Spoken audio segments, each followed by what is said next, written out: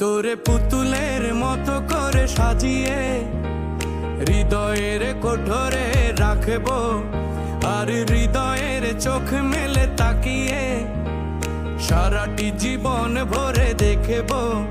তোরে পুতুলের মতো করে সাজিয়ে হৃদয়ের কোঠরে রাখবো, আর হৃদয়ের চোখ মেলে তাকিয়ে সারাটি জীবন ভরে দেখবো।